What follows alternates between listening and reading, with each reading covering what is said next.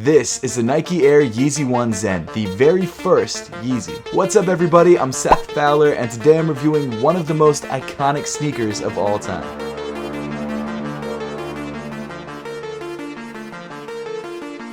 So since April of 2009, when this shoe first debuted and released, this shoe has been one of my grails and been a sneaker that I've always wanted. But now after 2 years of owning this shoe and 10 years of wanting this sneaker, I have to make a really tough decision. And that decision is whether to sell this shoe or try and chance it and wear it and hope that it doesn't crumble. And as much as it sucks to have to do this, I think I gotta sell it. I can't justify having a shoe that may or may not crumble as soon as I throw it on feet. But before I go ahead and sell this shoe and probably never grab another pair of these ever again because I just don't think there are that many pairs still out there that can be worn, I do want to give this shoe a fitting goodbye and give this sneaker a full review and tell some of you who might not know about the Nike Air YEEZY 1 Zens why this shoe is so iconic and give you guys a little bit of history behind this incredible sneaker. So in the intro to this video, I said that this is the very first Yeezy sneaker, and in a lot of ways, it is. In fact, it is the very first sneaker to bear the Yeezy branding. But even though this shoe is technically Kanye West's first signature shoe, it's not his first collaboration. Even though Kanye West is well known now for working with Adidas and even working with Nike, before either of those brands he worked with Louis Vuitton, Bapesta, and a few others. But the Nike Air YEEZY 1 was special, not only because it was his first actual signature shoe,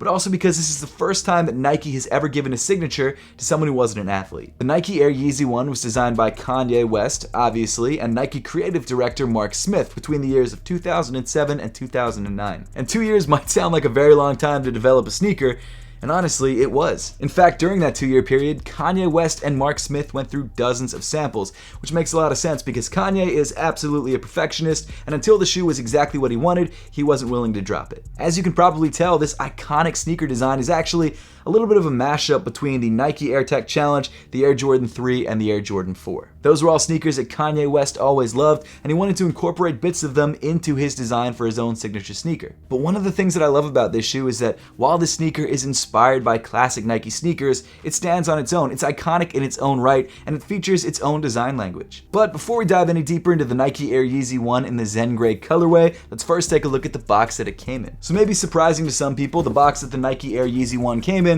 was actually a pretty run-of-the-mill standard Nike sportswear box. I mean, the box essentially is just a basic cardboard box. It features some very light Nike branding like the Nike ACG logo or the Nike LA logo, some other logos that you'd find on other Nike sneakers, and then on one side of the box you've got the Nike sportswear logo, very small, printed in black. And interestingly enough, all the other sides of the box are pretty much just as nondescript. The only detail worth mentioning is the size tag. So this shoe is a brand new Air Yeezy in a size 9. Again, it's killing me to let this go, but I feel like I have to. And the official colorway of the shoe is Zen Grey Light Charcoal. And as you can tell from the Stadium Goods tag off to the left, I actually grabbed my pair from Stadium Goods 2 years ago. So it's been a good 2 years. Unfortunately, in those 2 years, I wasn't able to wear this shoe, but that again is because of my fear of it cracking. And I think that's a realistic fear, especially because it literally happened to someone like 2 weeks ago. But with the box out of the way, let's get right back into the sneaker itself. And I forgot to mention earlier, but the Zen Grey colorway is actually the very first colorway of the Nike Air YEEZY 1 to ever release. And interestingly enough, this Zen Grey colorway, just the colorway, was actually co-designed by Mark Smith and Kanye West.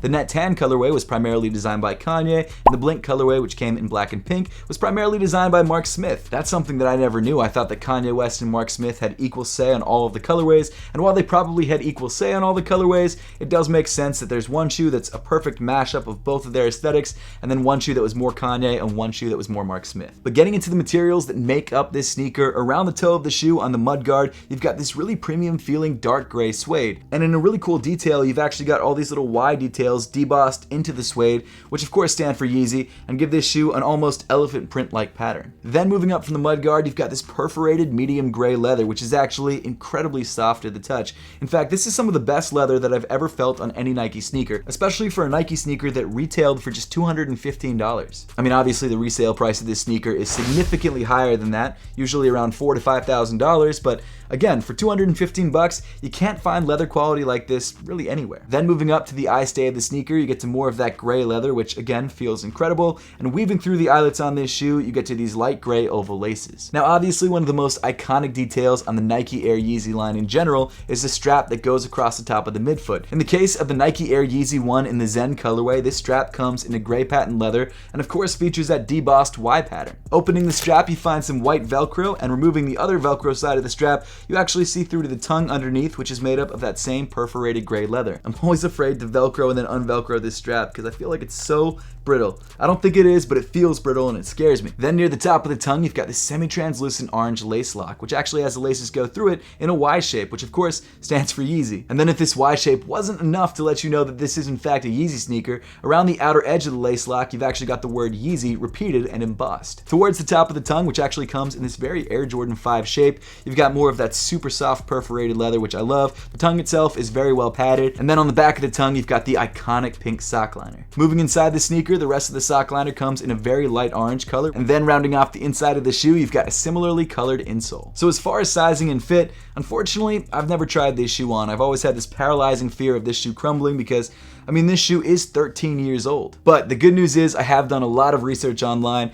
and apparently this shoe fits a half size big. Honestly, at this point, if you can find a pair of these anywhere near to your size in wearable condition, go for it. It doesn't really matter. You can make these work if you have to. Unfortunately, we're just at a place now where beggars can't be choosers on this shoe. Continuing back on the shoe, the patent leather that can be found on the strap of the shoe actually continues all the way around towards the heel of the sneaker on both the lateral and on the medial side. In addition to that, around the midfoot of the shoe, you also have a seam that separates the perforated gray leather from the non-perforated gray leather, which actually seems to be a slightly different kind of leather, but honestly, it feels just as soft and just as premium. A detail that I really love about the back of this shoe, which is absolutely a 2010s fashion thing, is how high and thick and chunky this ankle area is. It's kind of ridiculous. It's super, super thick, almost even an inch thick in padding, and it's very high. I mean, it'll go all the way up your leg. It's crazy. At the top of the ankle area, towards the front of the shoe, you have these 3 gray metal eyelets that actually match the leather really, really nicely. However, I've never seen anyone actually lace these eyelets. I feel like they're just there for visual effect and not so much for functionality. Another notable detail on the back of the shoe that can be found on both the lateral and the medial side of the shoe is this inset Nike swoosh. Now, this Nike swoosh is actually a cutout of this upper leather, and they have a second piece of leather sewn underneath to give it that really cool sort of inset effect. And then moving around to the back of the shoe, you get to the iconic Yeezy strap. So this strap is made up of gray nylon and features the word Yeezy embroidered in a lighter gray. But of course, where the word is embroidered, you can't actually see the whole word Yeezy. Instead, you only really get the EZY, which, I mean, does communicate the idea. Then moving down on the sneaker, you get to this white midsole that's borrowed from the Air Jordan 3 and is the main part of the shoe that I'm concerned about. If someone ever puts their foot into this shoe, there's like a 90% chance that this shoe will crumble. It's really a shame. I wish they would use a material that didn't crumble, so that 10 years down the road someone can still wear their shoes. Of course, towards the heel of the midsole, you've got that iconic cutout to the air bubble of the shoe. And then finally moving to the bottom of the sneaker, you've got this outsole, which is very similar to a pair of Air Jordan 3s. Now, if you couldn't tell, this outsole is actually glow in the dark, and it's got this insane glow. And one of my favorite things about this shoe is that when I'd have it in the background of my studio, if I left the studio for the day and turned off the light, the last thing that I would see in the room is this crazy glowing green just sitting on my shelf. It was super cool, and honestly, I know this is stupid, but I'm genuinely gonna miss it. Now, unfortunately, because this shoe is 13 years old, there is definitely some yellowing going on, even though the shoe has never been worn. That's just due to oxidation, I'm assuming, and unfortunately, there's nothing really you can do about it. So a really interesting detail that I learned while researching this shoe for the review is that in one of the original prototypes, Mark Smith and Kanye West actually tried to make this outsole light up, like actually have batteries and LEDs in there and make it like the Nike Mag. Unfortunately, even after multiple prototypes, they couldn't get it to work consistently, and because of that, they decided to just go with the glow sole, which, let's be honest, is still incredibly iconic. In fact, I feel like it was the Nike Air YEEZY line that made the glow soles as popular as they are. But I mean, that's pretty much it. That's the Nike Air YEEZY 1 in the Zen colorway, the very first Yeezy shoe. This shoe is one of the most iconic, one of the rarest, and one of the coolest sneakers ever made, and it's incredible to look at what Kanye West has accomplished in the fashion world, and then look back at one of his earliest sneaker collaborations, the Nike Air YEEZY 1, and just see where it all started. And when it comes to sneaker history, the Nike Air YEEZY 1 will go down as one of the most important and one of the most pivotal. Now, if you're crazy enough to spend between $5,000 to $10,000 on a pair of Nike Air YEEZY 1s to wear, then I definitely recommend wearing it with a pair of APTHCRY socks. You like that promo? That was slick. APTHCRY is the sock brand that I started to create your sneakers' favorite socks. These socks are incredibly comfortable on feet, they're super breathable, and they fit great because of our ISOWeave technology, and they also come in a ton of different colors and limited collections that go great with all of your sneakers, including a pair of Nike Air YEEZY 1s. So if you guys want to try out a pair of APTHCRY socks for yourself, make sure to check us out through the link in the top of the description below. But now I would love to know your thoughts on the Nike Air YEEZY 1s and what you think of this iconic sneaker. So make sure to let me know your thoughts in the comment section down below. And as always, thank you so much for watching. Make sure to subscribe if you haven't yet, and I'll see you all in the next one.